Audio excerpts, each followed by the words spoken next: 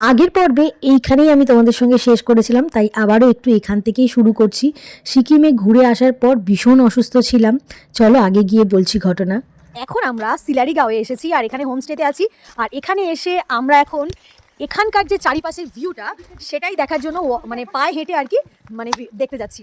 তো চলো আমাদের সঙ্গে দেখা যাক পায়ে হেঁটে সিলারি গাঁওটা কেমন দেখতে লাগে। আর ওই যে দেখতে পাচ্ছ,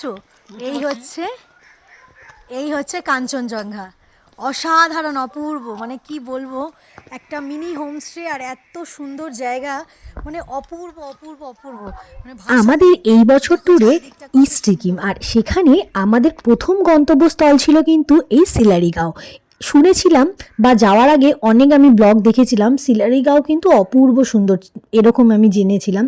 কিন্তু বিশ্বাস করো, আমি এটা প্রথমবার এলাম। ইভেন আমার প্রথম দেখা কাঞ্চনজঙ্ঘা আমি পুরোপুরি প্রথমবার আমি অনুভব করছি, আর সেটাই আমি তোমাদের সঙ্গে শেয়ার করছি।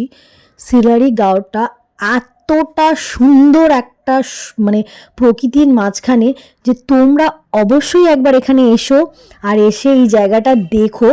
আশা করছি তোমাদের খুব ভালো লাগবে। আমার প্রথম এক্সপিরিয়েন্স খুব খুব খুব ভালো। মানে একদম ছোট্ট একটা গ্রাম, মানে একটা ক্যালেন্ডারের মধ্যে অনেক সুন্দর সুন্দর গ্রামের যে ছবি থাকে, পাহাড়ের যে ছবি থাকে, একদম ক্যালেন্ডার পারফেক্ট গ্রামের চেয়ে এই সিলারিগাঁও। মানে হোমস্টেগুলো এতটাই সুন্দর যে এর বাইরেই তুমি দাঁড়িয়ে তোমার সারা দিনটাই তোমার কেটে যেতে পারে চারিপাশের প্রকৃতি দেখতে দেখতে। কিন্তু না, আমরা ওখানে গেছি কিছুটা এক্সপ্লোর করব, একটু মজা করব, আনন্দ করব এবং ভিডিও করে তোমাদের সঙ্গে সেটাও শেয়ার করব।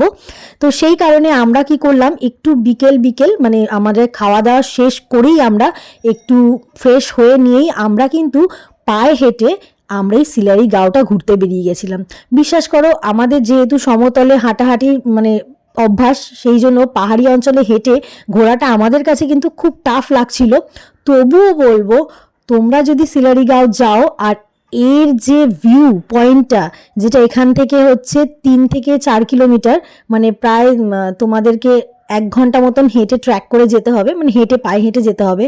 গেলে তোমার মনে হবে তুমি একদম স্বর্গে এসে গেছো, এতটা সুন্দর জায়গা। আর এখানে ফুলগুলোর কথা তোমাদেরকে কি বলবো, মানে চারিদিকে আমি যে এত ফুল দেখেছি, ফুলগুলো বেশিরভাগটাই ন্যাচারালি, মানে কেউ একে চাষ করেনি, পুরো পাহাড়ের গায়ে নিজেরাই হয়ে রয়েছে।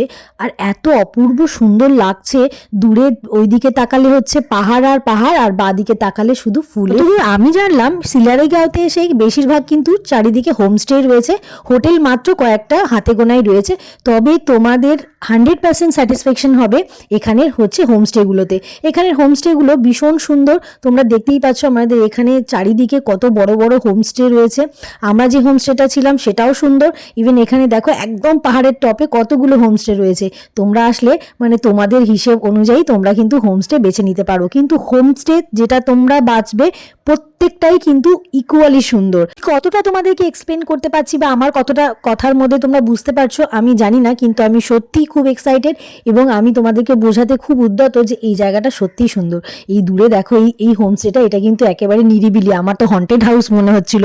তবে তোমার এই পুরো পিছনটা পাইন ফরেস্ট আর সামনেটা হোমস্টে, মানে এটা একটা রোমাঞ্চকর জায়গা। মানে একটু অন্ধকার হলে তোমাদের বেশ গাটা ছমছমই করবে। আমার তো ভয় লাগছিল, তোমাদের এক্সপিরিয়েন্সটা আমি বলছি।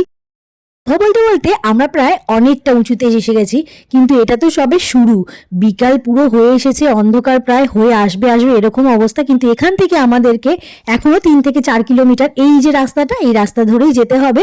আর প্রায় 1 ঘন্টা 40 মিনিটের মতন রাস্তা। তো সেখানে আমাদেরকে পুরো হেঁটে যেতে হবে। পাহাড়ি রাস্তা, উপর নিচ তো আছেই, তোমরা জানো। ক্যামেরাকে পুরো 360 অ্যাঙ্গেল ঘুরিয়ে আমি তোমাদেরকে এই জায়গাটা দেখাচ্ছি, দেখো কতটা সুন্দর।